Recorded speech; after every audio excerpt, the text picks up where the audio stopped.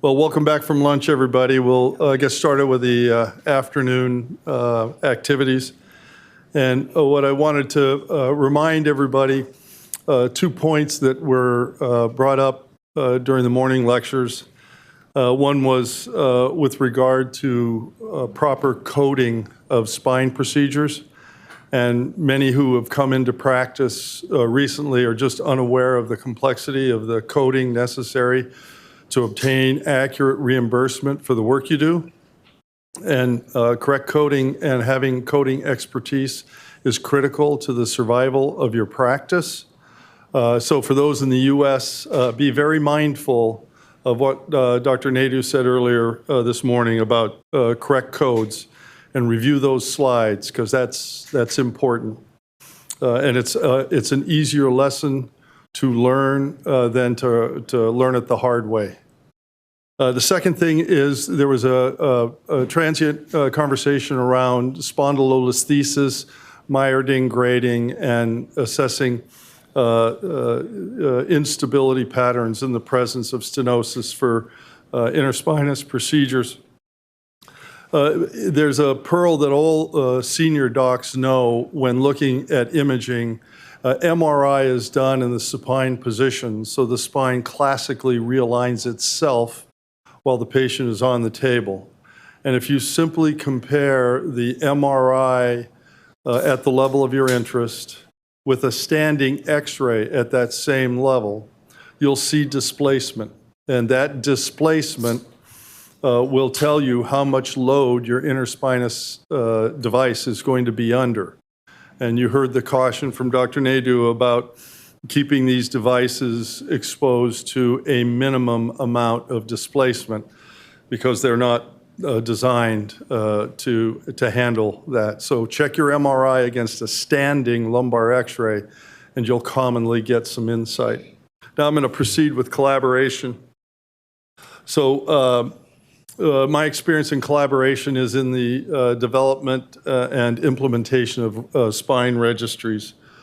So the key and important things to understand in registry work are these 5 principles, and you can't violate any of them and succeed.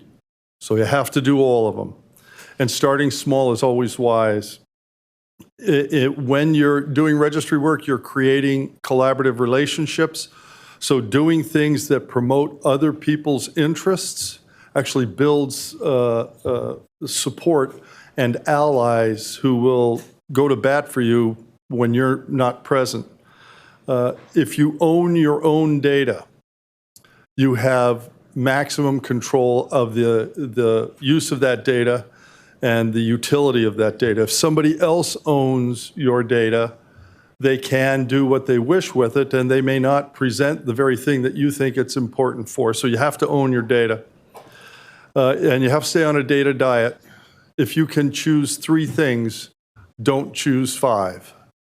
Choose 3. And if you can start small with the first 3 things, and then in version 2.0 the next year, add the 1 or 2 more that you would like, it'll help you, because when you do small steps, mistakes are small mistakes. If you do small steps with a small number of things, you make a small number of mistakes. Small steps with a large number of things gives a colossal number of mistakes. And then most importantly, show what you do transparently. And in doing that, you'll maintain the honesty, integrity, and accuracy of what you do, and you'll develop trust among the people who you're showing this to. I'm going to show you some examples of how this successful collaboration works, employing a thing called the Hawthorne effect. The Hawthorne effect is taking a flashlight in an abandoned room and just shine it in the middle of the room, and all the cockroaches run to the corner. So if you shine a light on the good things that you do, you'll help people follow you. So use the Hawthorne effect. Here's an example of a Hawthorne effect. A general surgery colleague of mine built a registry around doing left colon resection. And in the state of Washington at the time, he launched this idea that you should test for the leak of your colon repair before you close the patient up. And what he simply did was resect the diseased colon, reconnect it back together, charge the intestine with air pressure, and fill the abdomen with water. If bubbles came up, you got a leak. Follow the bubbles down to where they come up from, put a stitch in it, you don't have a leak anymore. You charge it again, the leak repair holds, just like what you used to do with an inner tube when you were a kid and you patched it and put it in a sink full of water. If there are any bubbles, the patch isn't holding, redo it. He did the same thing. And what you see is in 2005, the majority of surgeons in the state of Washington did not leak test. But what happens if you have a leaky colon? Well, you get peritonitis. You go back to the ICU. You get septic. You go back to the operating room and you die. And what he did was just ask the question, do you leak test or not? And followed it yes, no. And then every quarter, he would publish the results from hospitals that leak test and hospitals that don't leak test. And what you found was the leak test hospitals had lower healthcare utilization costs, lower complications, lower morbidity, lower mortality. And all he did each year was just present this to the general surgeons of the state. He didn't ask them to change their behavior. He didn't say that if you don't do this, you won't be able to be authorized by insurance. He just said, I'm just going to show you what happens if you do or don't leak test. And by the time we got to 2015, 100% of surgeons in the state of Washington do leak testing, and nobody was coerced. He just used the Hawthorne effect to shine a light on what works and what doesn't work. And you can do the exact same thing in your practices. Shine a light.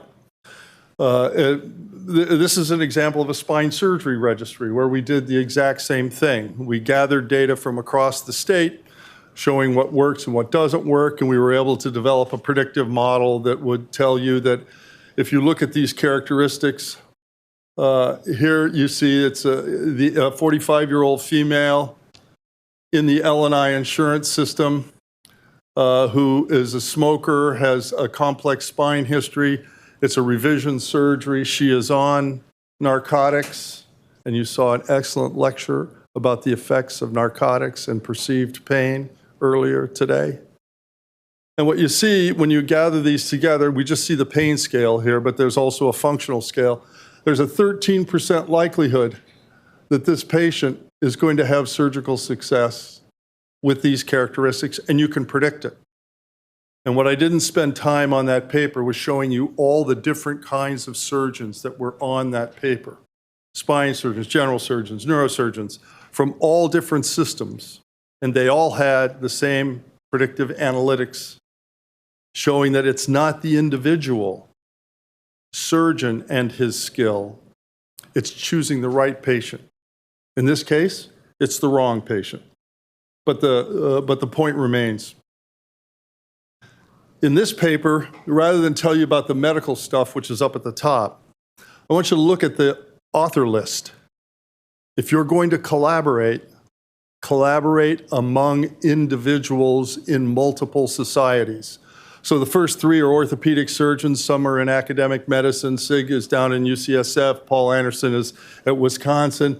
Evert Verschaal is in community pain management in the state of Washington, the capital state of Washington in Olympia.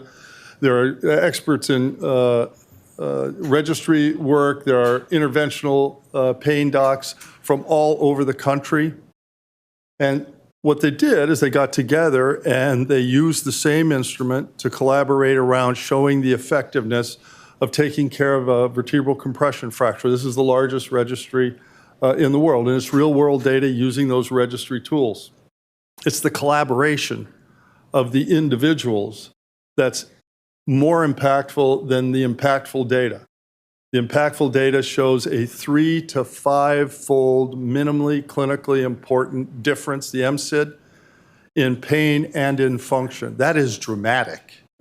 And it's dramatic across all subspecialties. This resonates with the payers. So when this was taken to Medicare, the Medicare administrative contractors that we spoke of earlier, whether they're Palmetto or they're Noridian, the notorious Noridian, we were able to show them that the healthcare utilization associated with taking care of these people promptly saved money. You're going to be able to do the exact same thing with drug delivery pumps, with spinal cord stimulators, with your interventional pain procedures. Collaborate, enroll, and you'll be able to convince people of the good work you do. So these are the function improvements. As pain goes down and as function improves, so the functional improvement scale is reversed. The higher the number, the more the disability. The lower the number, the more normal you become. And normal is right around 5 for this group. And these are the patient interests. If you operate on this person right away, so the upper slide is of a woman who I operated on the day after she had her vertebral compression fracture. The lower slide is someone who came in 6 months later. And in both circumstances, notice they're both equally affected. Their pain scores are the same, the disability score is the same. Notice that the early treatment dramatically improved the patient. They were followed for 6 months for any other healthcare utilization costs, and they had none. The person who came in at 6 months had been readmitted, re-MRI'd, re-CT'd, sent to a nursing home, failed in the nursing home, went back to the hospital, then came in to get treated, and had dramatic improvement in pain and function. So a delay you can still salvage success from a delay. The thing that's important is the payer. When we presented this to the payer, we showed them if you authorize immediately and you care for the patient immediately, your costs are $6,500. If that patient goes back into the system, back out of the system, back into the system, and then you operate on them 6 months later, you tripled your healthcare costs. This is the slide that changed national behavior around authorization for vertebral augmentation, because they looked not at the outcomes, they looked at the money, and they were hemorrhaging money.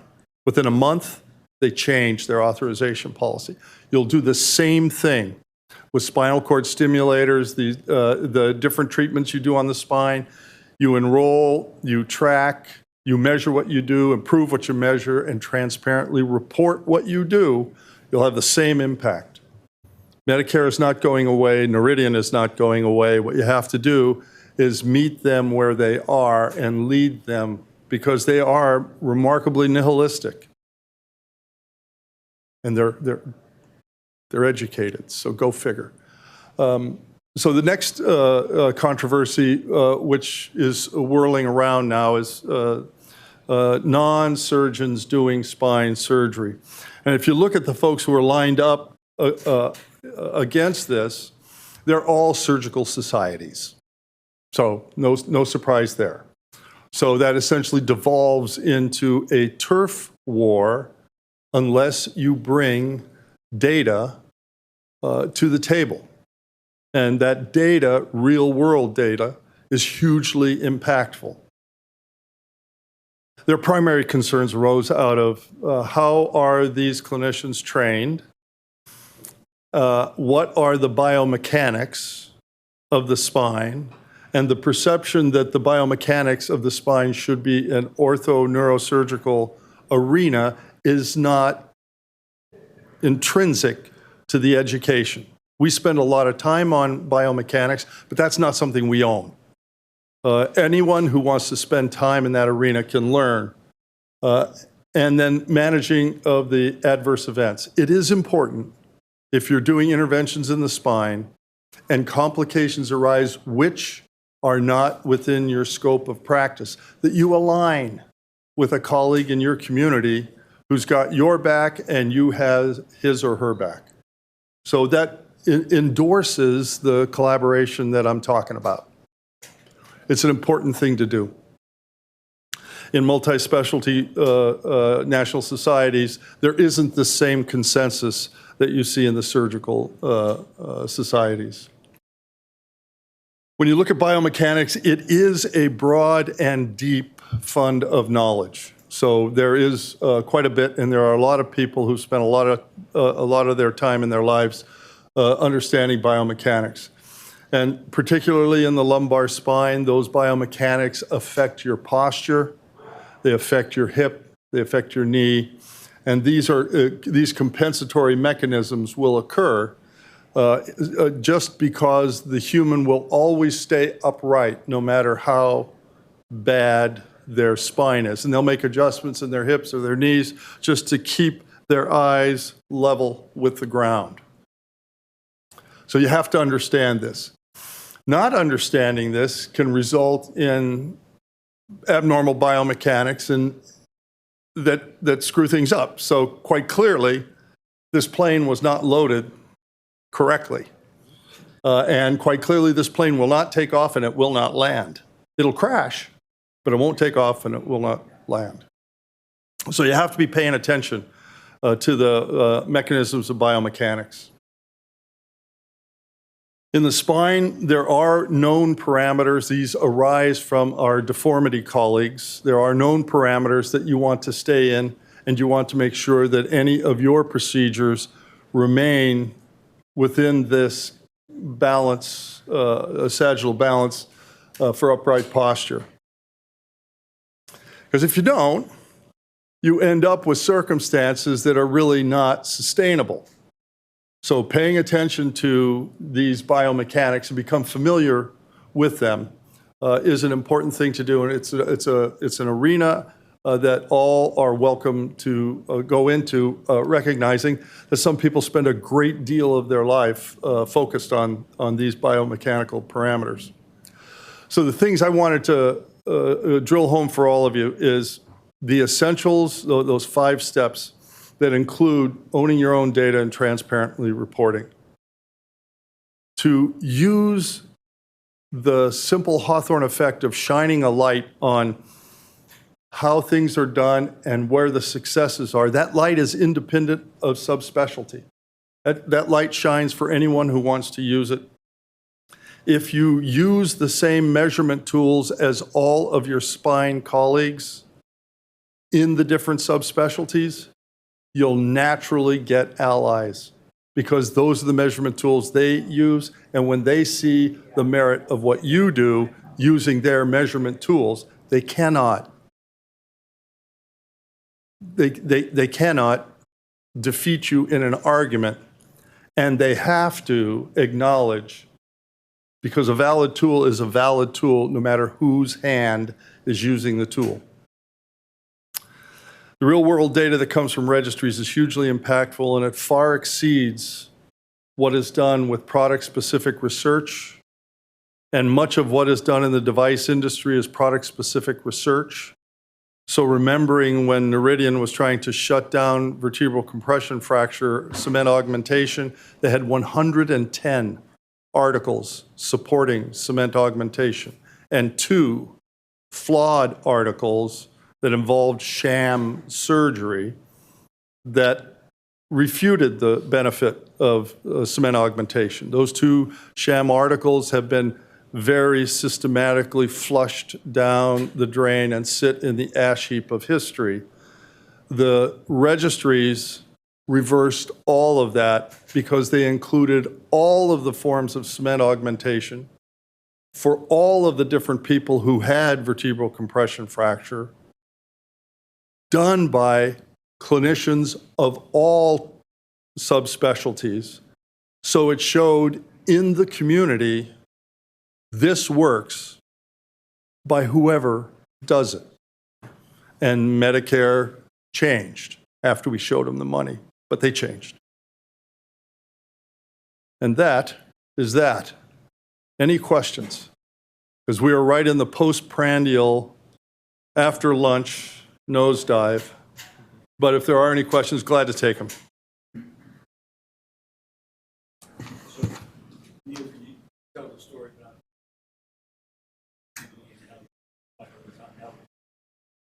Yeah, so originally, Noridian's medical director came to us having seen the spine registry outcomes studies, and they asked us to build a registry for them.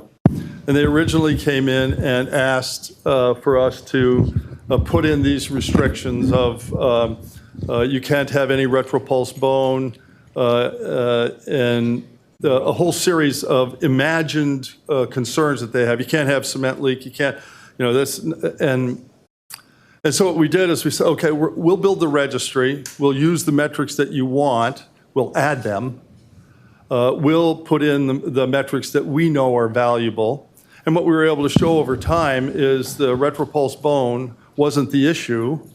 You could take care of this with retropulse bone or not. The issue was neurologic deficit. Did the patient have a neurologic deficit? Because you should not do this procedure if the patient has a neurologic deficit. And then we showed them that cement leakage isn't an issue. It's seen in 24% of cases that are done by that broad spectrum of clinicians who enrolled patients. And the neurologic deficit rate in the 750 patients was 0. So there isn't a relationship between cement leakage, because it can leak to the right, to the left, it can leak out front. Now, if it leaks to the rear, which you saw on the cadaver today when the balloon burst, the dye went into and underneath the posterior longitudinal ligament, tracked south. If it goes backward, then you gotta stop, because now you're in tiger country. But eventually, they came around to dismissing all of the metrics that they wanted put in because they meant nothing, and they generated no usable information and only served as an impediment, and went back to what the consulting advising clinicians said was the right thing to do. So they do respond at the same speed that the glaciers move up on Mount Rainier. But they move, and they do respond. Was that what you were directing toward? I love it, yeah. Okay, all right. Yes, please. So I love your lecture. Since we're learning about all these innovative technologies that are kind of coming into our field. Yep. As a surgeon, can you comment on local culture and the barriers to kind of incorporating this? Yep. Because I'm from a different part of the country where in our practice we have access to most of these technologies and we're able to use them as we see fit. But I don't know if regionally there are a lot of barriers based on either surgeons or collaborators, and if you can comment on that. That's that turf war. And turf war also applies to the payer. The payer's ability to get their brain around innovation and bring it in a manner that is embraced is highly restricted, because they're not innovators, they're regulators. So it's not in their wheelhouse. So if you bring to them methodologies that are agnostic of interest, so your interests, their interests, the patient's interests, the purchaser's interests are all equally represented, that are transparent. You can look right through the data all the way to the core patient that's enrolled and see that it's accurately reported, and are using validated metrics, then everybody at the table is much more comfortable about moving innovation forward. And that's really what they ask, is that the tools be put in place. Right now, your spinal cord stimulator environment is begging for a registry, so that you can enroll and find out how these, because what you're going to find is sub-cohorts. This group works perfect with this type of spinal cord stimulator and this pattern. And what you'll find out is what we found out in the predictive thing. It's not the skill of the clinician, it's the characteristics of the patient. And you'll be able to purify, this one gets this kind of spinal cord stimulator, this one does not, it gets a different one. And the only way you find that out is through collaboration where multiple physicians are enrolling sufficient that you can get over the 400 patient mark, because that's where your trending starts to show up, and get to where you can get predictive. And that's where you'll be able to see the patient walk through the door and this is what you're getting. And I have an 85% confidence that it's going to work every single time. So and you're never going to get that many patients in your practice lifetime. And you can get that many patients in 18 months in a registry. Yes. Neal, great talk as always. I'm going to ask you a hard question because I have to. So as you know, we have neurosurgical and orthopedic societies that are making position statements on fusion procedures being done by interventional pain physicians. Yep. And one of the bullet points is that the study of the biomechanics of the spine and the skeleton are really inherent in these surgical specialties and not provided in interventional pain backgrounds with anesthesiology, PM&R, et cetera. And I think in this room, you have always been a supporter of collaboration, and you know that there are pain physicians who do understand the biomechanics of the spine. So I know where you're going to stand if I asked you, should pain physicians understand biomechanics and know them, et cetera? You're going to say, yes, of course they should, and they can. But my bigger question for you is, there are thousands of pain physicians. Not all of us are the same. Some of us do these advanced procedures, and many of us don't. How do you know if there's a physician in the community who's doing some of these procedures, if they are competent, well-trained, and understanding of biomechanics? Is there some certification? Is there some way of understanding who is doing what? I would just love to hear your thoughts on it, because we're in very muddy waters right now. Yep. I think people shouldn't be saying this specialty should own this these days. I think we understand certain people can do things, but how do we differentiate that? Yeah, so that stratum, that variation in skill set exists in each of the surgical arenas. There are gifted orthopedic spine surgeons, and there are remarkably less gifted orthopedic, and that applies to neurosurgery. All of them operate on the spine. The only way that I've found in my very short experience in medicine is that if you provide a mechanism to share the knowledge in a fashion that is easily acceptable and readily embraced, and I give registries as an example of a mechanism that's easily acceptable and readily embraced, you naturally acquire the skill sets necessary and the reputation and trust of your colleagues. So in a way, it's an educational exercise.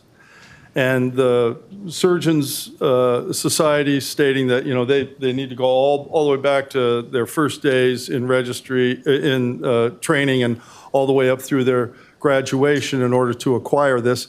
That is not the only mechanism for education that's available. So these skill sets are available. They are acquirable in incremental steps. You can ascend the same fund of knowledge and just be as deep and as broad as anybody else who would stand at a podium and profess to be able to do so. But it's a commitment toward measuring what you do and improving what you measure, and make damn sure you transparently report it so that everybody can see it. Because good work holds its own ground in the sphere of public debate. And good work is what you are training yourselves to do. So measure and report and improve. It's the education. My answer is education. Yes, please. How do you mean by report transparently? If you could give us an example or two. Yeah. So when doing let's say the vertebral compression fracture registry, we were showing Noridian regularly. Here's what we're seeing. Here's the volume. When the LCD came in, it shut off. Cement augmentation, shut it off. In the state of Washington, there were 6 authorized procedures out of 310. In the state of Montana, there were 100 requests for authorization and 0 got authorized.